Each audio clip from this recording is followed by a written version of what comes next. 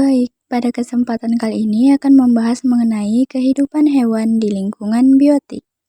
Adapun cakupan materi yang dibahas mengenai komunitas dalam ekosistem, rantai makanan yang melingkupi piramida makanan, intraspesifik dan interspesifik hewan, serta suksesi yang terjadi pada lingkungan hewan. Pembahasan pertama mengenai komunitas dalam ekosistem. Seperti yang kita ketahui bahwa komunitas merupakan satu kumpulan populasi yang saling berinteraksi dan antara komponennya saling berhubungan melalui keragaman interaksinya.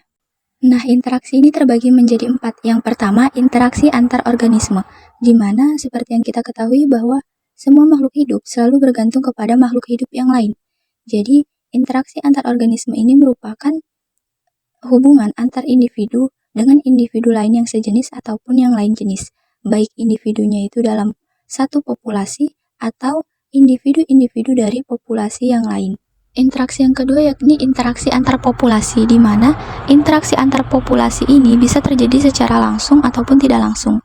Dan interaksi antar populasi ini melibatkan suatu kompetisi sehingga terjadilah persaingan untuk mendapatkan apa yang diperlukan.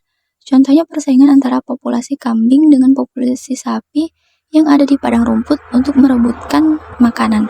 Kemudian yang ketiga ada interaksi antar komunitas, di mana ini adalah interaksi yang terjadi antara dua komunitas. Misalnya adalah komunitas sawah dan komunitas sungai. Nah, komunitas sawah dan komunitas sungai ini saling berinteraksi dengan bentuk peredaran nutrien dari air sungai ke air sawah dan peredaran organisme hidup dari kedua komunitas tersebut. Nah, interaksi antar komunitas ini cukup kompleks karena tidak hanya melibatkan organisme, tetapi juga aliran energi dan makanan. Kemudian ada interaksi antar komponen biotik dengan abiotik, di mana komponen ini akan membentuk suatu ekosistem. Nah, hubungan antara organisme dengan lingkungannya menyebabkan terjadinya aliran energi dalam sistem itu. Selain aliran energi, terdapat pula struktur atau tingkat trofik, keanekaragaman biotik, serta siklus materi. Dengan adanya interaksi-interaksi tersebut, suatu ekosistem dapat mempertahankan keseimbangannya.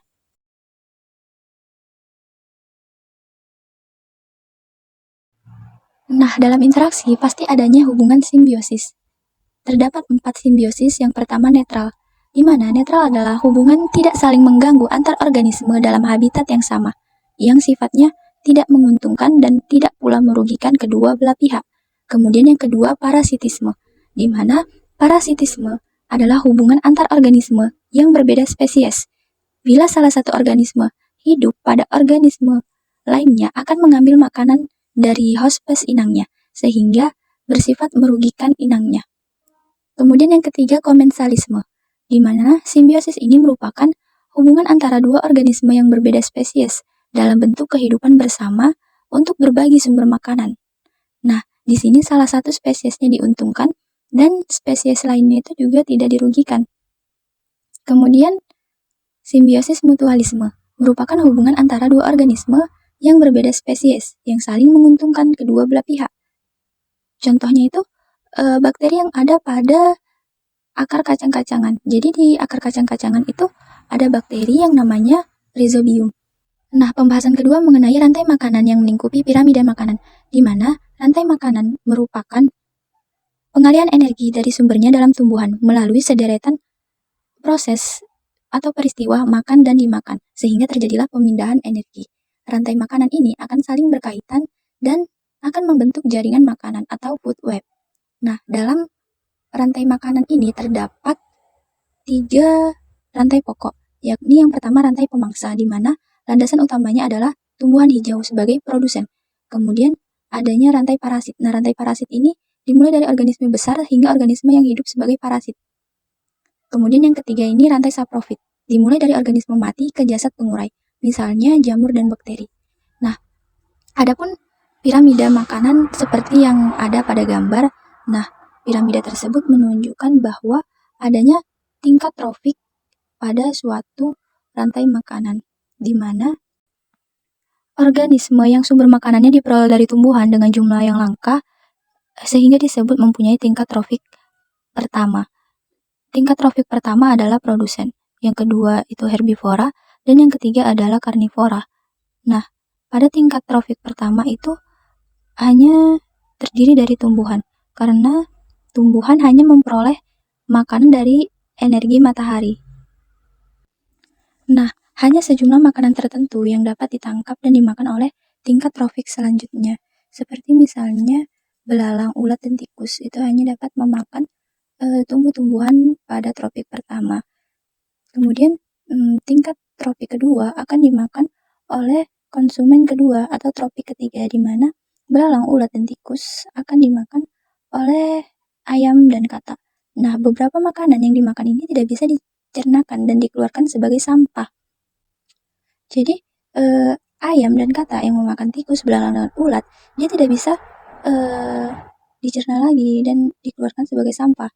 Dan kemudian pada tropik ketiga, ayam dan katak ini akan dimakan lagi oleh konsumen tingkat 3 atau tropik keempat. Nah, pada tropik keempat ini hanya sebagian makanan yang dicerna menjadi bagian dari tubuh organisme, sedangkan sisanya digunakan sebagai sumber energi. Pembahasan selanjutnya mengenai intraspesifik dan interspesifik hewan. Yang pertama ada kompetisi intraspesifik, yang merupakan bentuk kompetisi yang terjadi antar organisme dalam suatu spesies yang sama. Jadi dia tuh kompetisi antara satu spesies yang sama. Nah, mereka ini akan merebutkan atau berkompetisi untuk mendapatkan sumber daya yang terbatas seperti makanan, air, tempat tinggal, dan juga pasangan. Nah, contohnya saja seperti untuk mendapatkan makanan. Nah, saat mencari makanan, hewan ini akan berkompetisi, di mana seperti misalnya dua kupu-kupu yang saling berebutan untuk mendapatkan nektar pada satu bunga. Kemudian adanya kompetensi untuk mendapatkan tempat tinggal. Contohnya itu burung-burung gereja yang saling berebut untuk membuat sarang. Ada pula singa yang saling memperebutkan wilayah kekuasaannya sebagai tempat tinggal. Kemudian kompetisi untuk mendapatkan pasangan. Nah, contohnya ini ialah ular kobra yang akan bertarung antar jantan untuk bisa mendapatkan pasangannya. Hal ini dilakukan agar suatu spesies itu bisa memperoleh pasangan terbaik untuk bisa memastikan mereka bisa berkembang biak dengan sukses.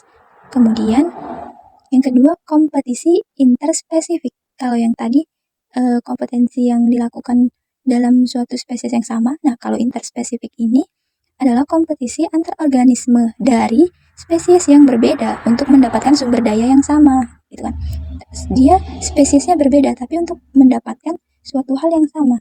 Nah, dalam kompetisi interspesifik ini juga dia merebutkan makanan, tempat tinggal, dan sumber daya yang sama tadi. Misalnya saja, burung gereja dan tikus akan saling berkompetisi untuk memperebutkan biji-bijian seperti padi. Nah, sumber dayanya sama nih, padi. Sedangkan tikus dan burung gereja merupakan dua spesies yang berbeda. Kemudian, kompetisi antar spesies untuk mendapatkan sumber daya yang sama lainnya itu misalnya saja lebah dan kupu-kupu untuk bisa mendapatkan nektar. Nah, lebah dan kupu-kupu merupakan dua jenis spesies yang berbeda, tetapi akan memperebutkan sumber daya yang sama berupa nektar dari bunga. Pembahasan selanjutnya mengenai suksesi yang terjadi pada lingkungan hewan. Suksesi adalah suatu proses perubahan komponen-komponen spesies suatu komunitas selama selang waktu tertentu. Dengan kata lain, suksesi dapat diartikan sebagai perkembangan ekosistem tidak seimbang menuju ke ekosistem yang seimbang. Proses suksesi ekologi terjadi akibat modifikasi lingkungan fisik dalam komunitas atau ekosistem.